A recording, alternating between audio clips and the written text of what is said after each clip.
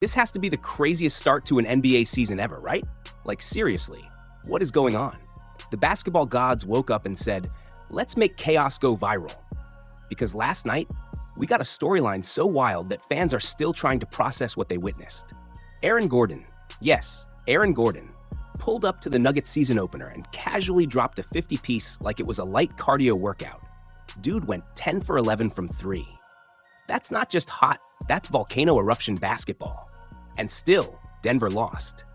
Like, bro, how does a team lose when someone shoots 91% from deep? That's basically a video game broken slider performance. But hold up, let's start from the top. The Thunder and Pacers somehow decided that double overtime should be the new normal. 2 games so far, 2 double OTs.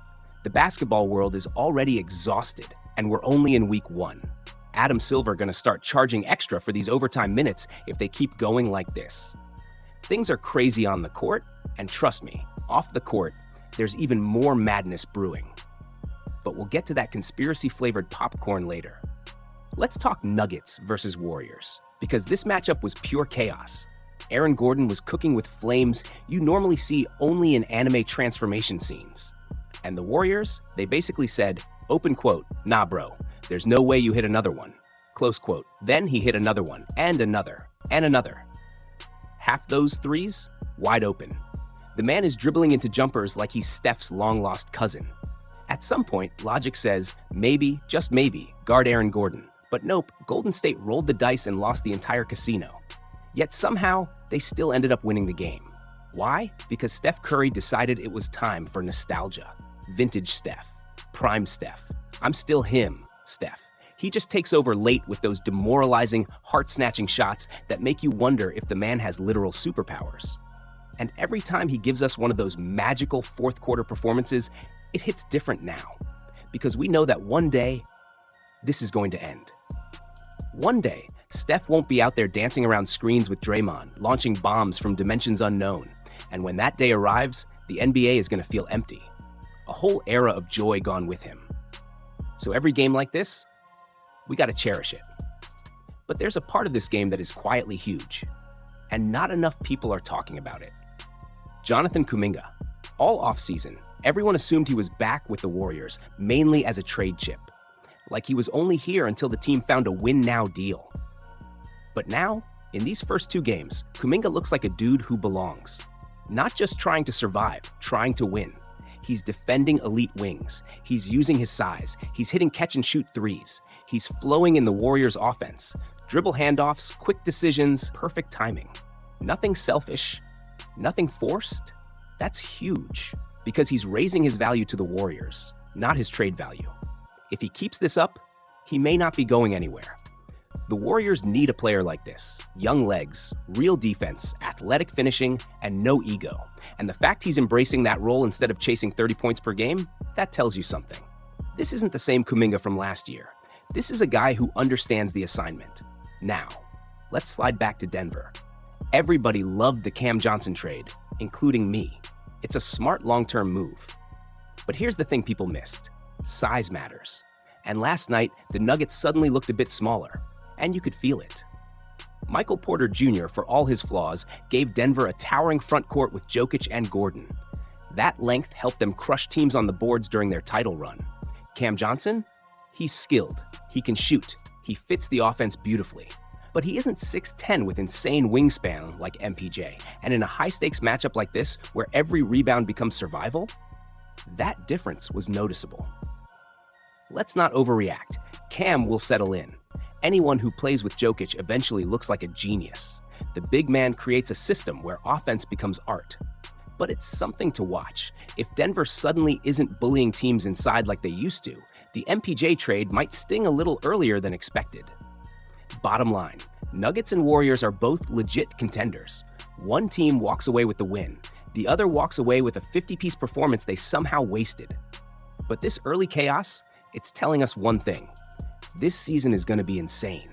And trust me, the real drama, it's just warming up.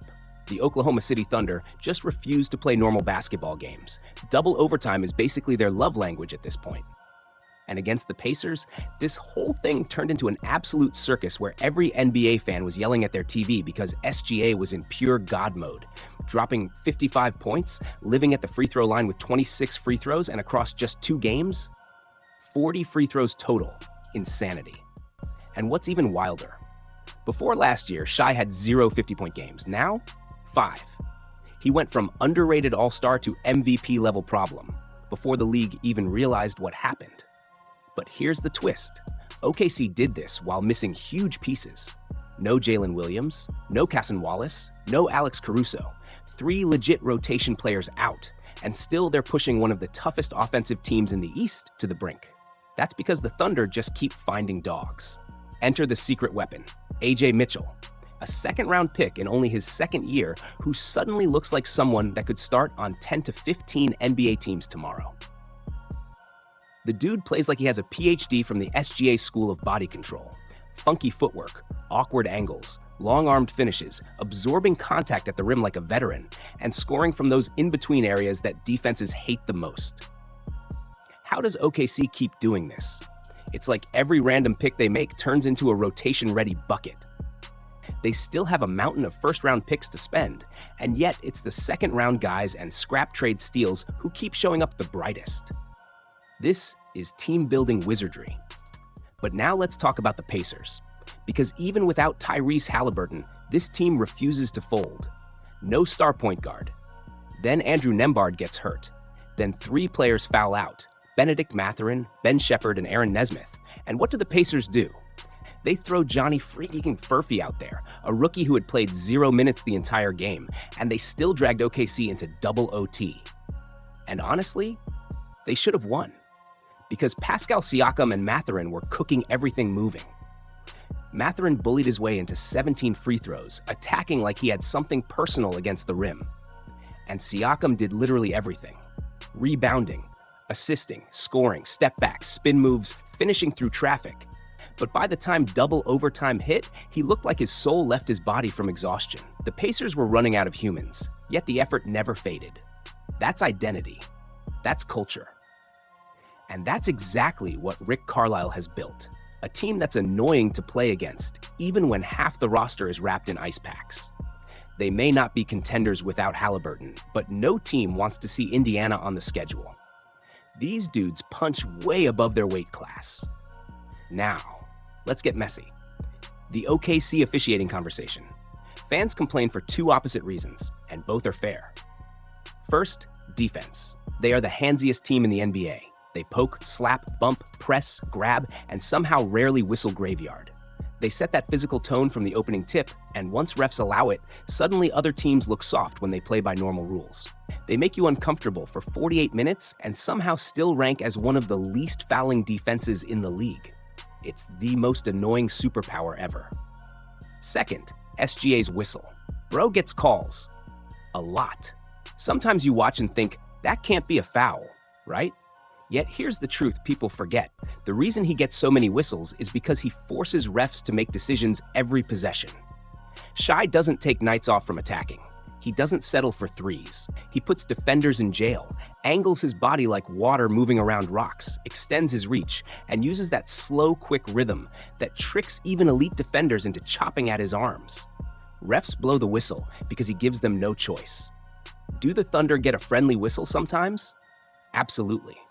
Do they earn a chunk of it by being relentlessly physical and aggressive? Also yes. The bottom line? You can hate OKC for how they draw fouls, but you can't deny the toughness. You can complain about their defensive freedom, but you can't deny the discipline. They win ugly, they win chaotic, and they win missing half their rotation. This double OT saga, without J-Dub, Cason, Caruso, while asking AJ Mitchell to play like a rising star, shows exactly why OKC is terrifying. Even on a bad night, even with key players out, even if everything goes wrong, they still find ways to win. And if this is their floor, the rest of the league better pray we never see their ceiling. The Thunder play one way, relentlessly aggressive defense, non-stop rim pressure. And unless every referee in America is secretly working together, it's not a conspiracy. This is simply how elite defenders operate. OKC has 4 of the top perimeter defenders in the entire league on one roster. When you're that good, you're going to look unfair to fans watching on TV. Sure, there are possessions where they get way too handsy and nothing gets called. Sure, they get a friendlier whistle than most. But these are some of the best defensive players in the world doing exactly what they're trained to do. And with Shai Gilgeous Alexander, he's just ridiculously good at forcing contact. It's not flopping like Harden used to do, throwing himself on the floor for free points.